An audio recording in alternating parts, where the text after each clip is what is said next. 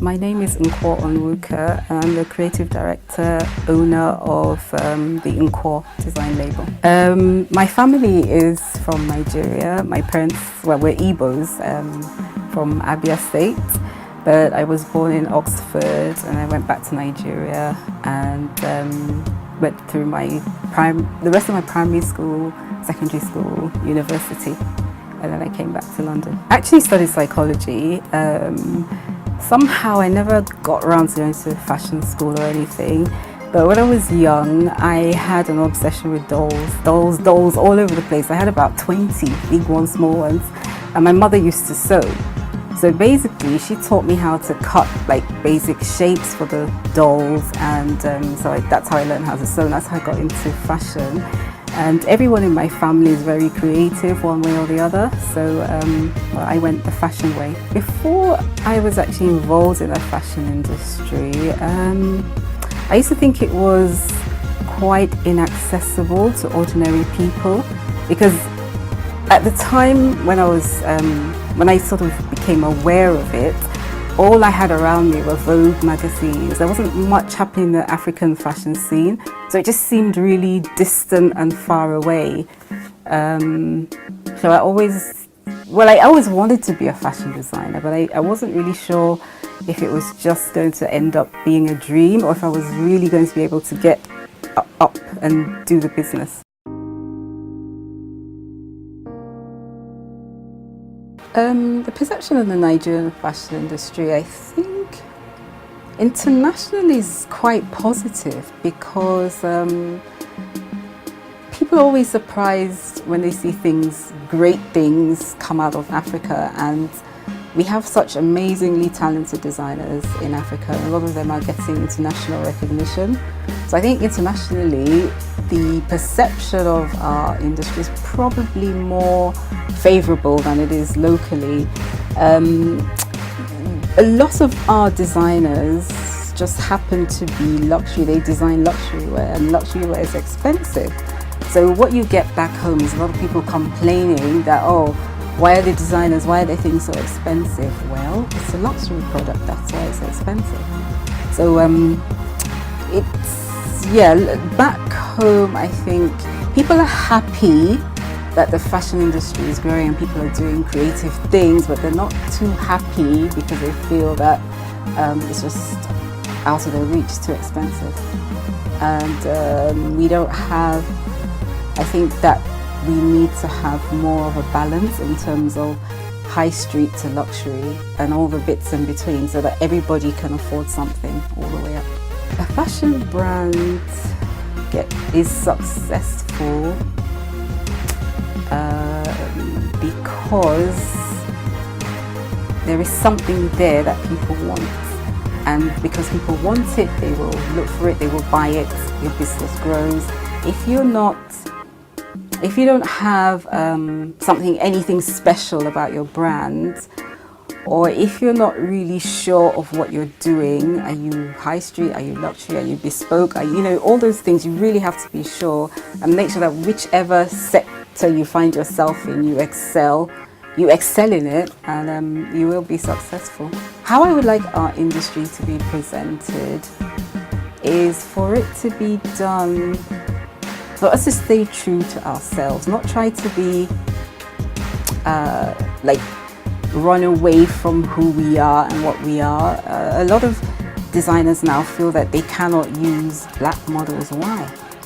That's where you're from. You're African, you're Nigerian. Why can't you use black models? There's no, I think it's really a myth that if you photograph your things on models who are not the same color as your target, or not really your target customer. I think a lot of our designers think that they have to sell out here.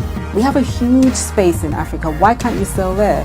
So you don't have to put your things on white models. You can use black models. You can, if your design aesthetic lends itself to using white models, then fine, go ahead. But don't think that you have to run away from who you are and what you are. I think for me that's a big thing. I would really like to see it change. I like to see people stay true to who and what they are. My mission is to continue to promote a positive image of Africa. We get such a bad rap, and I don't think it's fair. I know things, some things don't work how we would all like them to work, but there is a lot of talent. There's a lot of amazingly positive stories in Africa, and through my fashion, I like to tell those stories, and while I'm telling those stories, empower people around me. So you use the fabric dyers, you give them business, their businesses grow, their communities are sustainable, and you just to spread that around.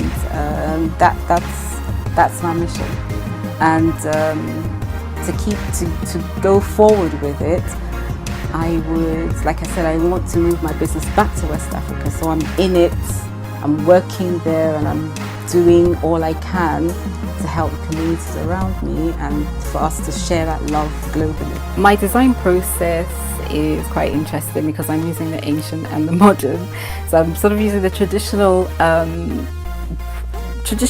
processes, handcrafting, weaving, beading, hand dyeing processes, and I'm translating them in a modern way. So this is a classic example of what I'm talking about, where we have used a tie-dye on jersey, which is a modern fabric, and with the jacket we have used the weaving processes. It's not done on a loom, it's done by hand, and so it's sort of like a perfect marriage of the traditional and the modern, which is pretty much what our label is all about. In keeping with the way that we do our design process, where we're using the old traditional methods and combining them with modern pieces, these are bits and pendants and charms and things. These were all made for my new collection, and I sat down and produced this work with the bronze casters in Benin City. Traditionally they were the bronze casters for the Oba of Benin, but I mean obviously now they're still working. They produce things mostly for tourists, and the bronze caster that I worked with, he's actually the last of his line.